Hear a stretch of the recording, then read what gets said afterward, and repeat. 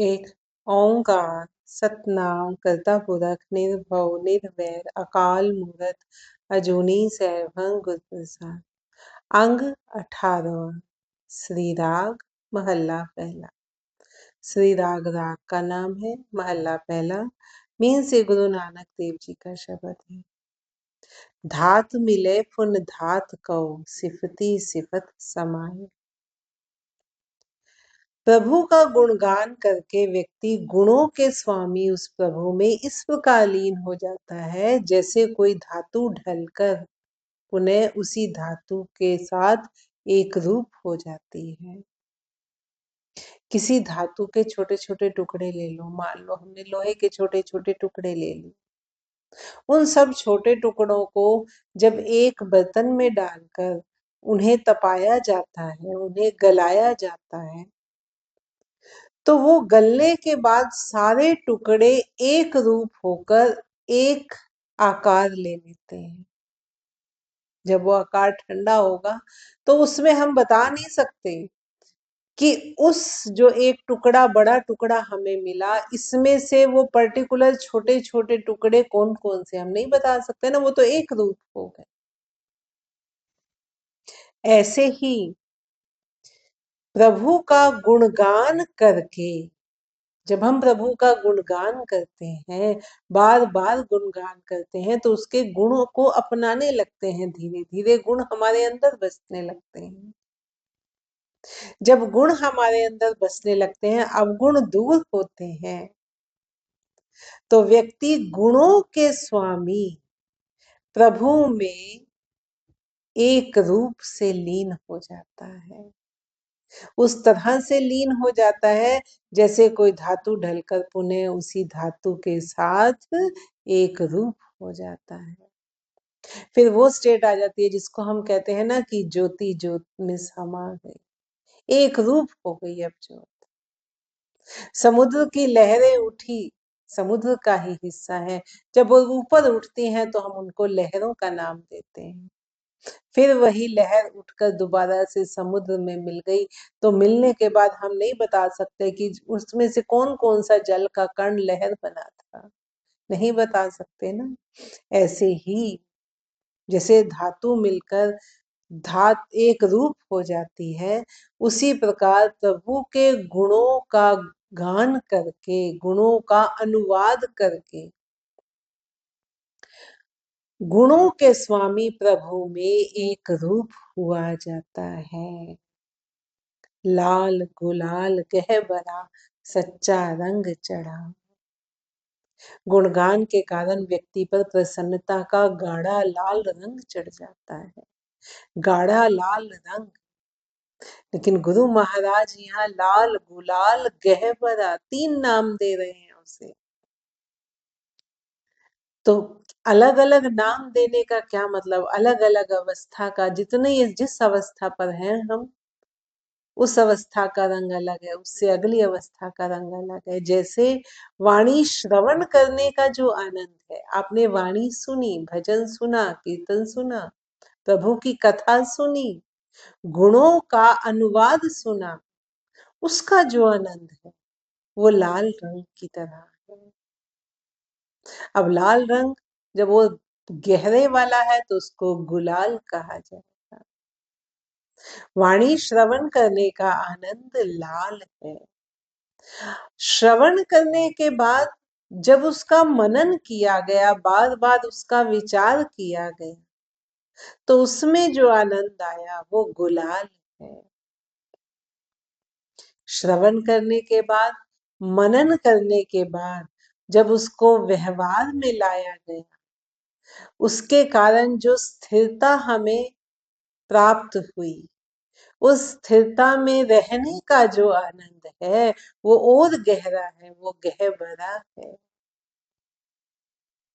तो गुणगान के कारण व्यक्ति पर प्रसन्नता का गाढ़ा लाल रंग चढ़ जाता है। सच मिले संतोखिया हर जप एकै भाई, परंतु वह सदा स्थिर प्रभु उन संतुष्टिपूर्ण जीवन वालों को ही मिलता है। वो जो स्थिरता की अवस्था में प्रभु को प्राप्त करने की अवस्था है, वो उन संतुष्टिपूर्ण जीवन वालों को ही मिलता है जो परमात्मा के गुणों के गीत गाते गाते उस एक प्रभु के प्रेम में ही लीन बने रहते हैं। जब संतुष्टि आ गई जीवन में, आप संतुष्ट हो, अब और लोभ नहीं रहा और कामनाएं नहीं रही, जो मिल रहा है वो उसी में आप संतुष्ट हो, उसी को ही प्रभु की रजा मानकर स्वीकार कर रहे हो। सुख आए तो भी स्वीकार्य है, दुख आए तो भी उसकी रजा है। हम क्या करते हैं, सुख आने पर तो हम कहते हैं वाह परमात्मा तेरा शुक्राना है, लेकिन जब दुख आता है तो हमारे ही अल्फाज एक सेकंड में चेंज होते हैं। ऐसे कैसे परमात्मा, मैंने ऐसा क्या किया था कि मुझे ये सजा मिली? उसके लिए हम इतना छटपटाते, हम स्वीकार ही नहीं करना चाहते कि मेरे साथ कैसे हो सकता है। नहीं, ये मैंने परमात्मा का इतना पूजन किया, मेरे साथ परमात्मा ने क्या किया? एक दिन, एक सेकंड में हम बदल जाते हैं। गुरु महाराज कह रहे हैं कि ये जो सदा स्थिर प्रभु, जो ये अवस्था है, उन संतुष्टिपूर्ण जीवन वालों को ही मिलता है, जो संतुष्ट हो गए हैं, जो सुख में भी सम है, दुख में भी सम है, जो खुशी में उछलते नहीं और उसमें डूबते नहीं, दुख में डूबते नहीं, जो संतुष्ट हैं अपने जीवन में। और जो फिर ऐसे होते हैं, संतुष्ट पूर्ण जीवन वालों को ही मिलता है, जो जो संतुष्ट लोग प्रभु के गुणों के गीत गाते गाते उसके उस प्रभु के प्रेम में लीन बने रहते हैं। संतुष्ट जीवन में संतोष है, लेकिन अब उसके साथ साथ प्रभु का प्यार भी है। वो प्यार इतना ज्यादा है कि उसके गुणगान करते करते हम उसी में ही मस्त हैं।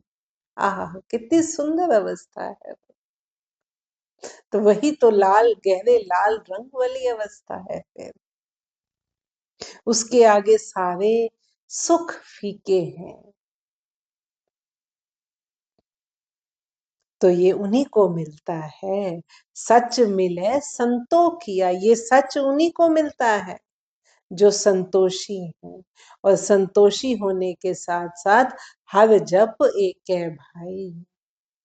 परमात्मा के गुणों के गीत गाते गाते उस एक प्रभु में के प्रेम में ही लीन बने रहते हैं। भाई रे संत जना की रेन, संत सभा गुर पाइये, मुकत पदारथ घे धेण रहा। हे भाई, संत जनों के चरणों की धूल बन, संत जनों के चरणों की। संत, संत कौन? जिन्होंने अपने विकारों को शांत कर लिया है, जो शांत हो चुके हैं, जिनका क्रोध शांत हो चुका है, जिनका मोह शांत हो चुका है, वो संत हैं। हे भाई, संत जनों के चरणों की धूल बन। धूली बनना हमने पहले भी डिस्कस किया था। ये विनम्रता से कि इतने विनम्र हो जाओ कि हम आपके चरणों में ही पड़े, हम आपके चरणों की धूली हैं, उसमें अपना अहंकार रहा ही नहीं। उतने आप नीवे हो गए, उतने विनम्र हो गए। संत जनों की सभा में अर्थात सत्संगत में गुरु मिलता है। संत सभा गुरु पाइये। संत सभा में, सत्संगत में गुरु मिलता है, जो मानो कामधेनु है, मुकत पदारथ देन। जो मानो कामधेनु है। कामधेनु हम हिंदी उसके अगर हिसाब से देखें तो धर्म के हिसाब से हम ये कहते हैं ना, कामधेनु ऐसी गाय है जो सभी मनोकामनाओं को पूर्ण करने वाली है। तो फिर गुरु महाराज क्या कह रहे हैं कि संत जनों की सभा में गुरु मिलता है जो मानो कामधेनु है, जिससे विकारों से बचाने वाला नाम पदार्थ प्राप्त होता है। गुरु हमें ऐसा नाम पदार्थ देता है जो सभी विकारों से हमें बचा लेता है। रहा ऊंचो थान सुहावना, ऊपर महल मुरार, सच करनी दे पाइए दर घर महल प्यार। व्यक्ति को ऊंचा उठाने वाले सुहावने स्थान से भी ऊंचा परमात्मा का स्थान है। जिस स्थान को हम ऊंचा कहते हैं ना, कि हम उस स्थान पे पहुंच जाएं जो इतना सुहावना है, जो इतना सम्मान देने वाला है। प्रभु का स्थान, उस पंच परमात्मा का स्थान उससे भी ऊंचा है। उस परमात्मा के स्थान को सत्य आचरण और प्रेम के साधन से ही पाया जा सकता है। सच करनी दे पाइए दर घर महल प्यार। जो परमात्मा का स्थान अगर कोई पाना चाहता है तो उसका आचरण भी सत्य होना चाहिए, और सत्य वाला आचरण के साथ साथ जो उसके साधन है वो प्रेमामय होने चाहिए। उसके अंदर प्रेम भी होना चाहिए, उस परमात्मा के लिए अपार प्रेम होना चाहिए कि हर कर्म कर रहा है तो उस प्रभु के प्यार में कर रहा है। तो उस परमात्मा के स्थान को सत्य आचरण और प्रेम के साधन से ही पाया जा सकता है। गुरुमुख मन समझाइए आत्म राम विचार। मन को गुरु के माध्यम से सीधे रास्ते पर लाया जाता है। गुरुमुख मन समझाइए आत्म राम विचार। मन को गुरु के माध्यम से मीन्स गुरुमुख होकर। गुरुमुख का मीनिंग कि हम गुरु के उपदेशों को सुन रहे हैं, समझ रहे हैं और अपना भी रहे हैं, वो गुरुमुख है जो गुरु की ओर उन्मुख है। तो मन को गुरु के माध्यम से सीधे रास्ते पर लाया जाता है, उसको समझाया जाता है और फिर उसे सर्वव्यापक प्रभु के गुणों के विचारों से समझाया जाता है। आत्म राम विचार। आत्म मीन्स आत्मा राम, जिसको हम कहते हैं ना आत्मा राम बैठा है, वो आत्मा राम क्या है? राम मीन्स जो कण कण में रमा हुआ है वो राम है। उस राम का रूप जो आत्मा के रूप में हमारे अंदर है उसी को हम आत्म राम कहते हैं। तो मन को गुरु के माध्यम से सीधे रास्ते पर लाया जाता है और फिर उसे सर्वव्यापक जो रमा हुआ है, जो कण कण में रमा हुआ है वो राम, सर्वव्यापक प्रभु के गुणों के विचारों से समझाया जाता है। धीरे धीरे विचार करके मन को समझाया जाता है। त्रिविध कर्म कमाई है आस अंदेशा होए। त्रिविध कर्म कमाना, संसार में माया के 3 गुणों के अधीन होकर कर्म करना, उसको कहते हैं त्रिविध कर्म करना।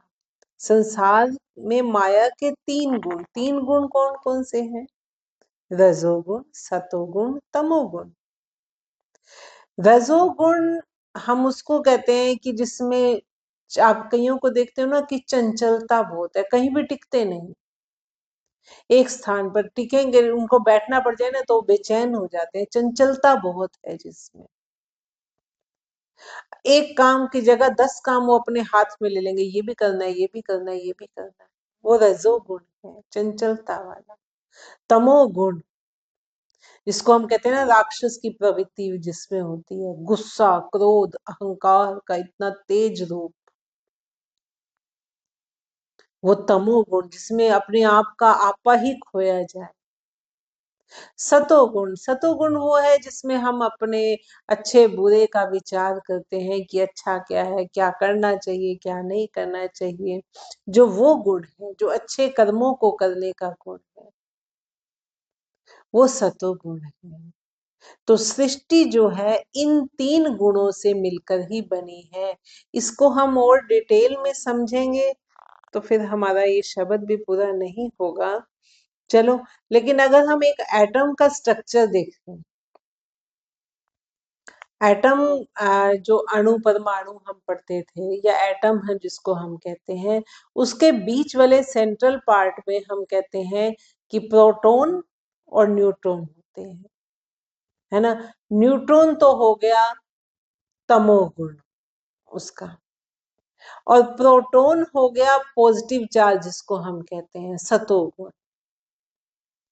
और उसके चारों तरफ इलेक्ट्रॉन घूमते रहते हैं, वो उसके अलग अलग ऑर्बिट में वो घूमते ही रहते हैं। वो चंचलता दिखाते हैं कि वो उनमें मूवमेंट हो ही रही है। उनकी मूवमेंट के कारण ही दूसरे एटम से जुड़ते हैं। वो संयोग और वियोग उसी के कारण होता है। अगर हम सृष्टि में देखें, वो रजोगुण वो हर सेल में है, हर अणु में है, हर एटम में है। तो सृष्टि तभी कहा जाता है इन्हीं तीन गुणों से बनी है, और यही तीन गुण ही पूरी सृष्टि में विद्यमान है। तो जो कर्म इन तीन गुणों में के अधीन होकर किए जाते हैं, वो त्रिविध कर्म। एक तो है कि इन तीनों को छोड़कर जो कर्म किए जाएंगे, एक है इन तीनों के साथ में, इन तीनों में लीन होकर जो कर्म किए जाते हैं वो, या हम ये कह दें मन वचन कर्म से तीनों में एक, मतलब हम रजो उसी में ही है, संसार में ही लीन है। संसार में लीन होते हुए जो कर्म किए जाते हैं उन्हें कहा जाता है त्रिविध कर्म।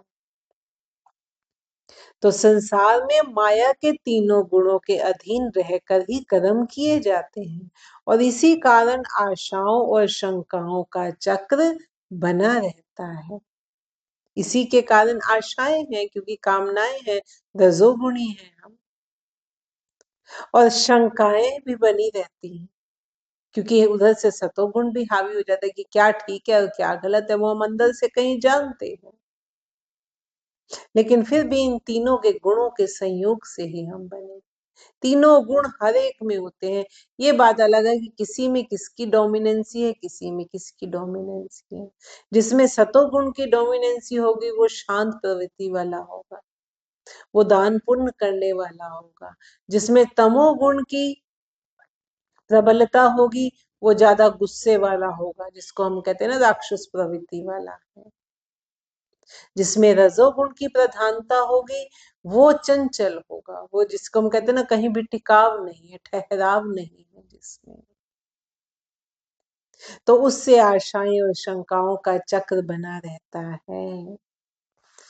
क्यों गुर बिन त्रिकुटी छुट सी, सहज मिलिए सुख हुई। गुरु के बिना ये त्रिविध चक्र से, रजोगुण सतोगुण तमोगुण, इन तीनों के जो चक्र है उससे उससे समाप्त नहीं होते, वो समाप्त नहीं होता। और सहज अवस्था में रहकर ही सुख की प्राप्ति होती है। गुरु के बिना ये त्रिविध चक्र समाप्त नहीं होता, क्योंकि वही हमें बताता है कि किस तरह से इस चक्र को तोड़ना है। और जब तक वो चक्र नहीं टूटेगा सहज अवस्था प्राप्त नहीं होगी। गुरु के बिना ये त्रिविध चक्र समाप्त नहीं होता, और सहज अवस्था में रहकर सुख की प्राप्ति नहीं होती है। सहज अवस्था में रहकर ही सुख की प्राप्ति होती है, और वो किससे मिलेगा? गुरु से मिलेगा। सहज मिलिए सुख हुई, निज घर महल पछाड़िए, नदर करे मल धोई। जब प्रभु की कृपा दृष्टि हो जाती है तो मन का मैल धुल जाता है, और जीव अपने ही अंदर उस प्रभु के स्थान को पहचान जाता है।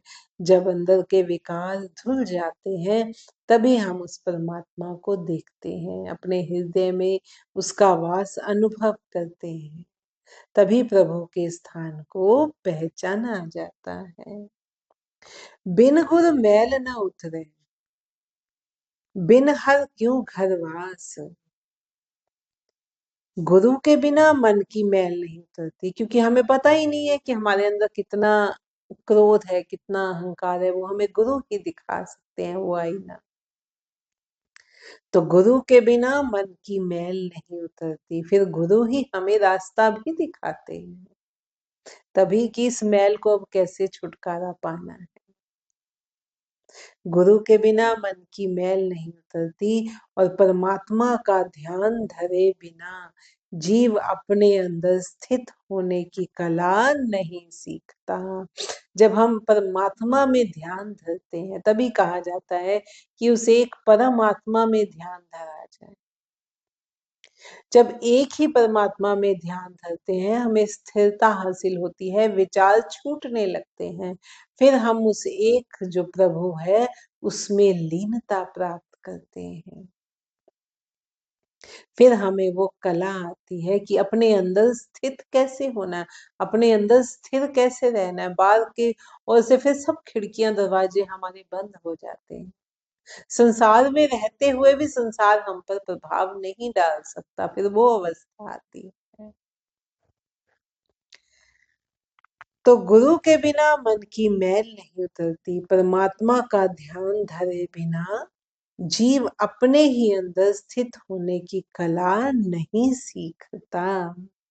एको शब्द विचारिए अवर त्यागे आस। अपनी अंतरात्मा में स्थित होने पर जीव उस एक ही शब्द भ्रम का चिंतन करता रहता है एवं अन्य सब तृष्णाओं को त्याग देता है। जो हम बात कर रहे थे कि अंदर हम स्थित तभी हो सकते हैं जब एक ही परमात्मा में ध्यान धरेंगे, और जब हम अपनी अंतरात्मा में स्थित होना सीख जाते हैं तो फिर उस एक शब्द भ्रम का चिंतन होता रहता है, हम एक ही उसमें लीन हो जाते हैं, मस्त हो जाते हैं। तब अन्य सभी तृष्णाओं का त्याग हो जाता है, अपने आप ही हो जाता है, बड़ी सहजता से होता है। इसके लिए अब देखो ना, जो हम हठ तप करते हैं वो इसमें कहीं भी दिखता नहीं कि उनसे बात नहीं बनेगी। कोई बंदा एक टांग पर खड़ा रहे, वर्षों खड़ा रहे, अगर वो अपने मन में स्थिर नहीं हो सका, अगर वो एक टांग पर खड़ा हुआ यही विचारता रहे कि कौन मुझे देख रहा है, कौन मुझे नहीं देख रहा, तो बात कहाँ बनेगी। उसके अंदर 100 विचार चलते रहे, वो अपने अंतर मन में झांक ही नहीं सका, प्रभु को पहचान ही नहीं सका, तो वो उससे कोई फायदा नहीं है। जब आप एक परमात्मा में मन टिकाते हो तो धीरे धीरे आप अपने अंदर स्थित होने लगते हो। जब वो स्थिरता हासिल होती है तो फिर जीव उस एक शब्द भ्रम का ही चिंतन करता रहता है एवं अन्य सब तृष्णाओं को त्याग देता है। नानक देख दिखाइए हऊ सद बलिहारे जास। हे नानक, जो गुरु स्वयं प्रभु का दर्शन करके, जिसने खुद भी दर्शन किया है, जो गुरु स्वयं प्रभु का दर्शन करके मुझे भी उसका दर्शन करवाता है, मैं उस पर से सदैव बलिहारी जाता हूँ। जो खुद भी पक्का है और मुझे भी पक्का कर रहा है, जिसने खुद भी प्रभु का दर्शन किया हुआ है और फिर वो मुझे भी करवाता है, मैं उस पर से बलिहारी जाता हूँ। नानक देख दिखाइए हम सद बलिहारे जास।